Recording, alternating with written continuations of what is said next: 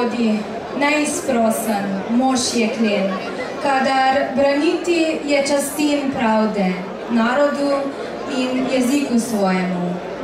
To so besede pisatelja in jezikoslovca Frana Levstika, velikega Slovenca in politika, ki je do zadnjega ostal zvest načelu, ki ga je zapisal v Tudomerju. Temu načelu ostaja zvest tudi naš predsednik. Poleg jeklene vztrajnosti v uresničevanju pozitivnih političnih ciljev ga odlikuje tudi srčna navezanost in zavezanost narodu ter skrb za zdravo rast in obstoj slovenske domovine. Gospe in gospodje, v čast mi je, da lahko na oder povabim predsednika Slovenske demokratske stranke, gospoda Janeza Janšo.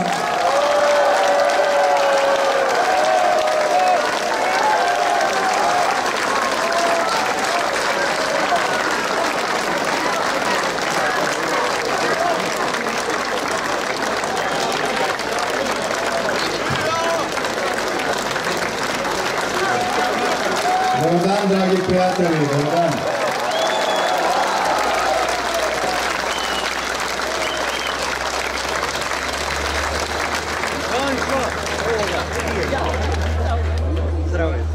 Ko smo se lansko leto zbrali tukaj, vidim mnogo obrazov, ki se srečujemo vsako leto.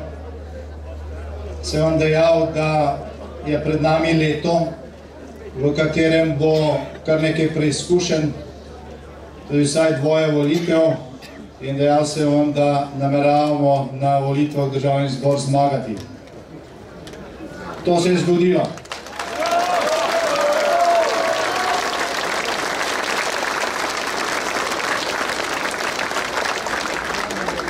Slovenska demokratska stranka je na zadnjih volitvah v Državni zbor zmagala v 75 od 88 volilnih okrajev.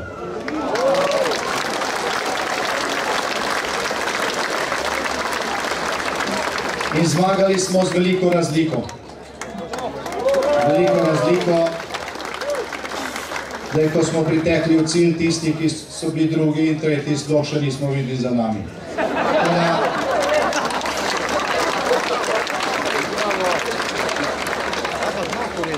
Ne razborajte se, če danes novinarji prvič po katerihkoli volitvah striktno pišejo relativni zmagovalci. Imamo volilni sistem, ki doslej še nikoli ni dal absolutnega zmagovalca. Se pravi, vedno smo imeli relativne zmagovalce, samo vedno se je pisalo brez pridevnika. Zdaj se piše to s pridevnikom. Nič hudega. Tehnično gledano smo relativni zmagovalci. Imamo pa seveda poleg relativnih zmagovalcev po teh volitvah tudi absolutne poražence. In ti absolutni poraženci so tri stranke dosedanje vladajoče koalicije. Vsi trije skupaj niso dobili toliko glasov kot mi.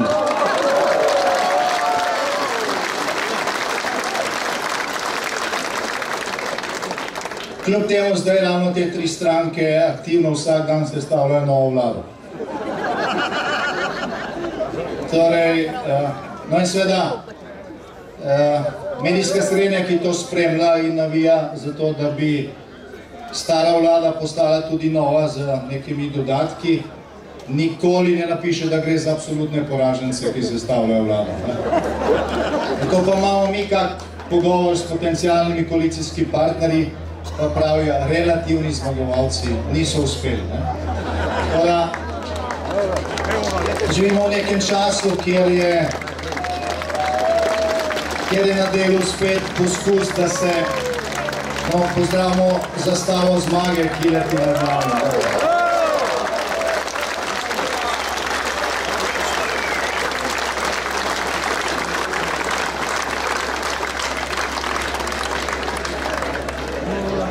Torej, spet smo v nekem povolilnem času, ko se skuša v tistem drugem delu, ki je pomemben seveda tudi v proporcionalnem volilnem sistemu za oblikovanje izvršne oblasti, ne samo zaobiti voljo volivcev, če je le možno, ampak ko se skuša tudi pojmom dati nov pomen.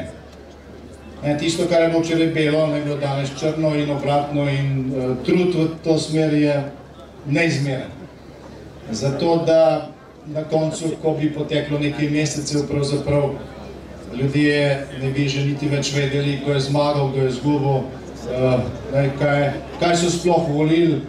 Tako da Slovenija je neka velika posebnost po tem, kako se to stalno poskuša potvarjati in predelovati in manipulirati. Se pa to seveda ne dogaja prvič, Slovenska demokratska stranka je na to odporna. Vemo, kaj je zrno in kaj so pleve. In zaradi tega se nikoli ne bomo izneverili tistemu pravilu, ki ga je v stranki že na samem začetku skoval dr. Jože Pučnik, to je, da nam gre za stvar. Nam ne gre za oblast, nam gre za stvar. Oblast je za nas instrument.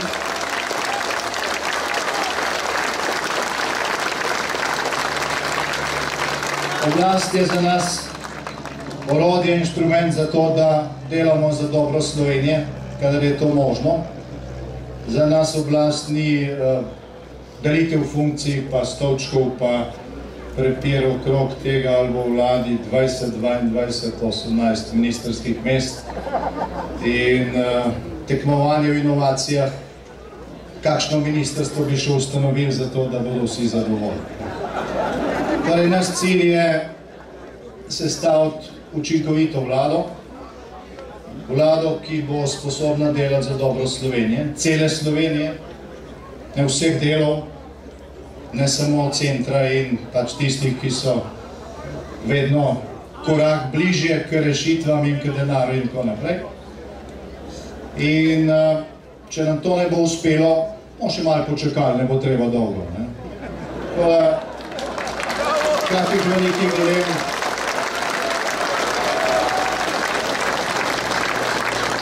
velikih dilem v Slovenski demokratski stranki glede ravnanja v prihodnje ni. Naredili bomo vse, kar je v naši moči za to, da Slovenija dobi, in to čim prej, kolikor lahko na to vplivamo, vlado, ki bo Slovenijo postavila na prvo mesto, ki bo delala v dobro Slovenije, ki bo odgovorna tudi do našega sosedstva in Evropske unije in NATO, do vseh teh povezav, v katerih smo, nobeno od teh ne postavljamo pod vprašaj, kot nekateri drugi, ki zdaj sestavljajo koalicijo. Vemo, kaj so plusi, kaj so minusi, vemo, zakaj smo glasovali na referendumih, tako za samostojno Slovenijo, kot tudi za Evropsko unijo in Zvezo NATO. Vemo, kaj so prednosti in slabosti. Evropsko unijo smo tudi vodili v mandatu 2004-2008. V mandatu, ki se je praktično že začel, bo Slovenija ponovno na čelu Evropske unije. Ne predstavljam si, kako bi jo vodili tisti, ki ne znajo našteti niti držav članic.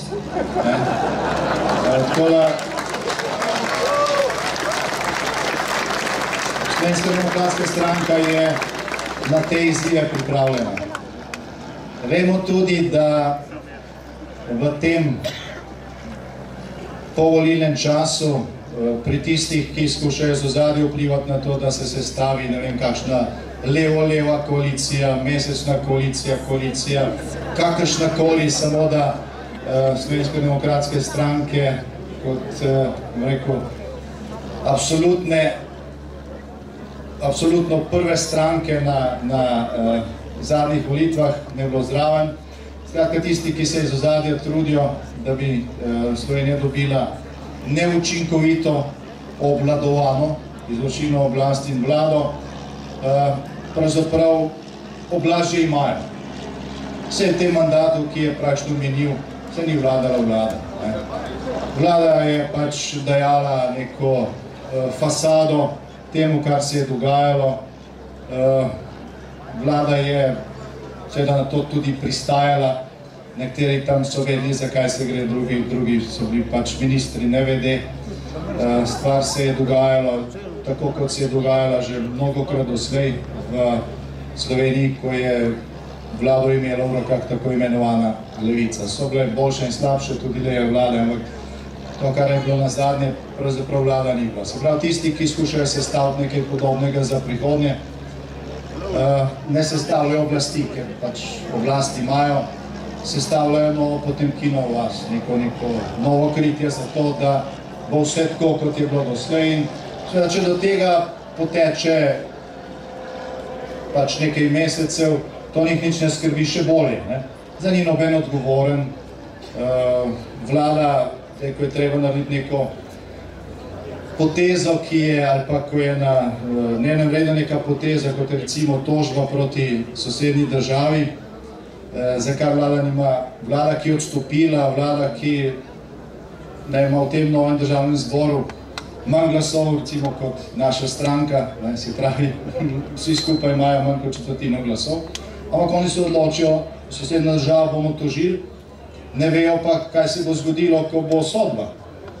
Pravijo, takrat pa nas ne bo več, oziroma to bo pač nekdo drug. Gledajte, zato so pristojni za ureditev situacije na enem samem oddelku Ljubljanskega kliničnega centra, pa niso pristojni. Pride pa v državni zbor, češ treba je sprejeti nek zakon, ki je bil katastrofa sama zase, kar se zdaj vidi, ampak zato pa niso pristojni. In seveda slovenska javnost to na nek način tiho, trpeče sprejema, kjer pač tisti, ki to vsak dan preko teh osrednjih televizij lansirajo ljudem, tega pač ne prikazujejo tako, kot se dejansko dogaja. Pa le so malo dopustili zdaj in tako naprej. Skratka, tistim, ki si iz ozadja želijo še naprej neke neučinkovite vlade, ki bo fasada za dejansko vladanje interesnih skupin, lobijev in omrežij.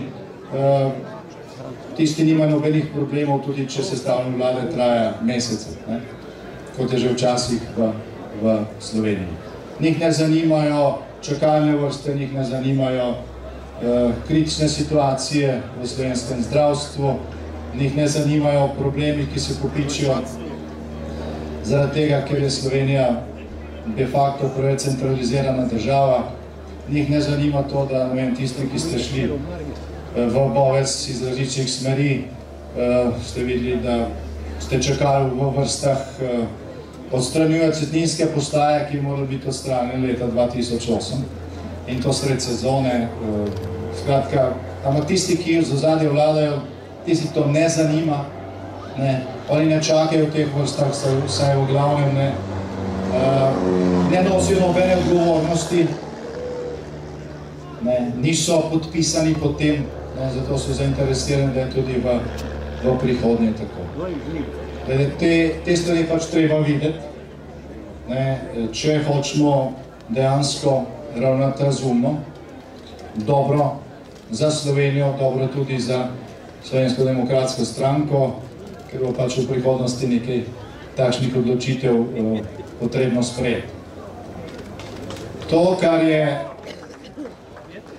je postalo jasno po tako imenovanem prvem krogu oblikovanja vlade, je bilo nam jasno že, ne vem, meni že pred volitvami, ko smo šla ženo z volišča, so me tam spraševali, kaj bo danes. Rekel sem, pač volitve bodo in naredili bomo prvi korak. In prvi korak smo naredili. Vedeli smo, da zaradi volilnega sistema, vsega tega, kar se je dogajalo, pač na volitvah v takšnem proporcionalnem sistemu, kot ga imamo, ni možno dobiti 51%. Pravi, sledil bo drug korak, tretji korak. Zdaj, če bomo v drugem koraku lahko sestavili učinkovito razvojno vlado, ki bo presegla pač vse te dileme, ki so se v Sloveniji nakopičile v skoraj zadnjih 3 desetletjih, nekatere pa so podedovane še odprej, potem bomo to storili. Ampak postalo je jasno, da bomo to lahko storili šele potem, ko bodo izčrpane vse možnosti, da se oblikuje neka podobna vlada, kot je bila doslej. Naredili bodo vse, da se to naredi. pa ne glede to, kako bodo to imenovali, portugalski model, sudanski model, ne vem, karkoli bodo še izumili, samo da se nič ne bi spremenilo. Samo zato, da bi vi še vedno plačevali za storitve 30% več, da bi se njihovi žepi polnili in da ne bi za nič odgovorni. Vse bodo storili za to, da bi bilo še naprej tako. Mi bomo pa storili vse, da temu ne bilo tako.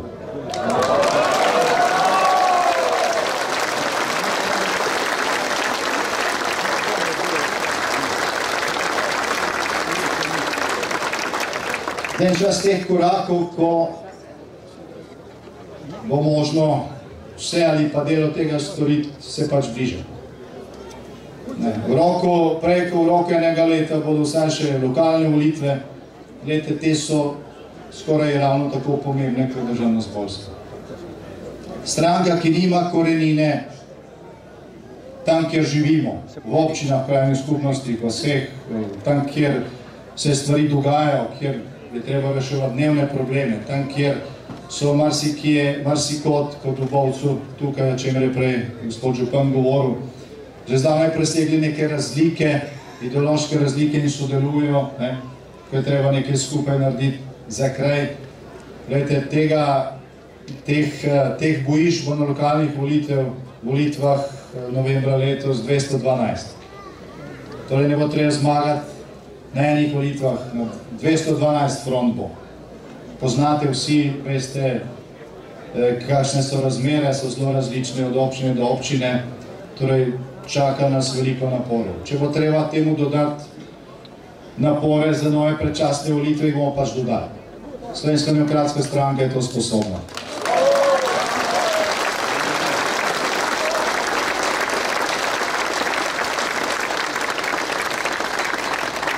Zdaj mi ne kličemo nove volitve, rekel sem že prej, da bomo naredili vse, da se sestavi stabilna vlada. Ne vidimo pa rešitev v tem, da se nadaljuje vlada, kot je bila doslej. Bistveno boljša alternativa temu so nove volitve. Jaz mislim, da je to tudi večinsko prepričanje v Sloveniji. Skratka, ne delamo na tem, če se bodo nove volitve zgodile, tudi na teh volitvah nameravamo zmagati in to še z večjo razliko.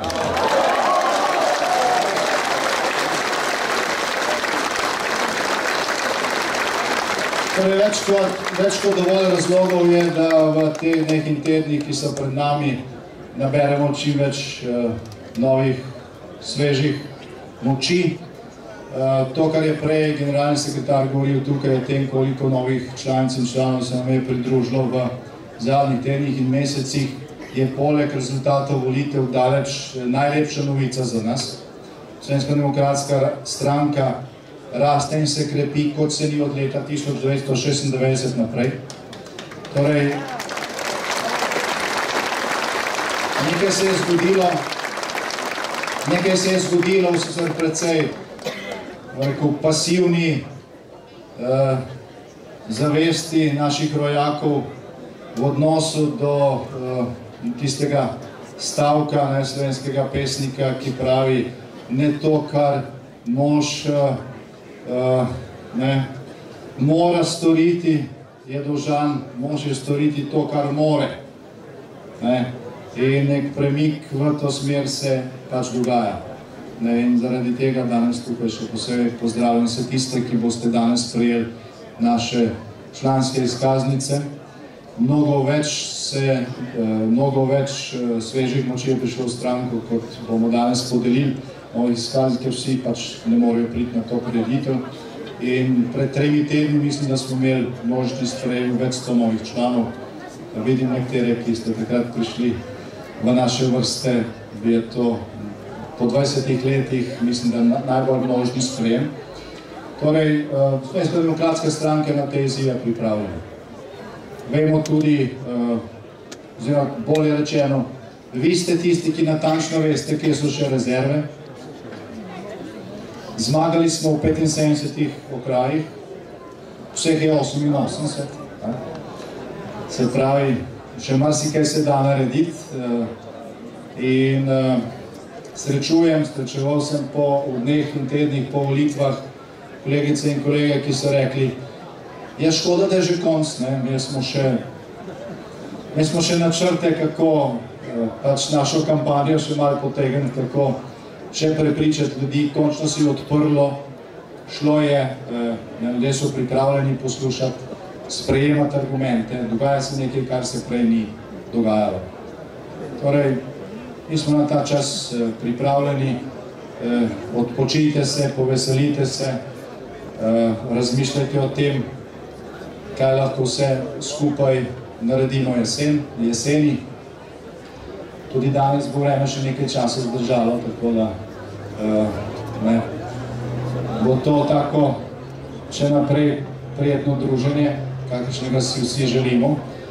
Zahvaljujem se tudi poslanskemu kolegu Danielu in odboru, ki ga vodi tukaj v Bovcu za priprave.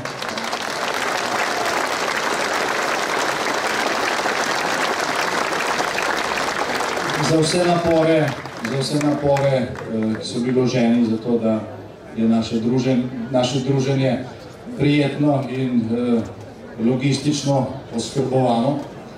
Letos se moramo poleg slovenskim gasilcem zahvaliti tudi italijanski civilni zaščiti.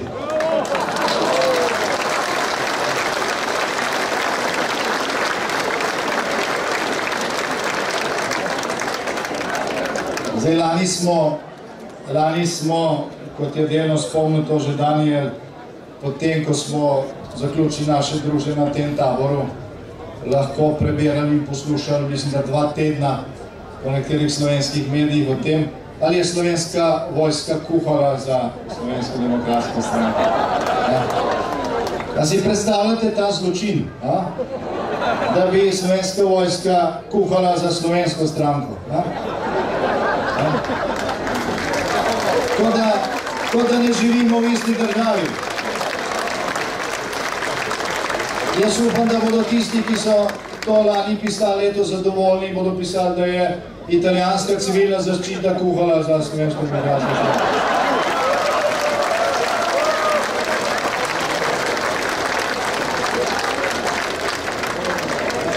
Končno smo pa v Evropski uniji. No, poleg tega pa ne lani, ne prej, ne letos, ne kadarkoli v prihodnje. To pač ne bodo neke usluge in korupcije in tako naprej. To so storitve, ki jih mi najamemo in plačamo. In s tem se vedno dela probleme, zdaj, ko pa so razne druge fešte na državne stroške, ker gredo milijoni, je pa to vse v redu. Torej, to je pač zgodba o teh dvojnih merilih, ki me treba vsaj počasi, če ni možno hitro narediti konec. In jaz mislim, da pač prihajajo leta, ko po naših druženjih takšnih in podobnih neumnosti ne bomo več predelali in poslušali. Torej, še enkrat hvala domačinom za trud, ki je vložen to, da se imamo danes lepo. Želim vsem še naprej prijetno druženje. Hvala, ker smo prijatelji. Bog živi Slovenija.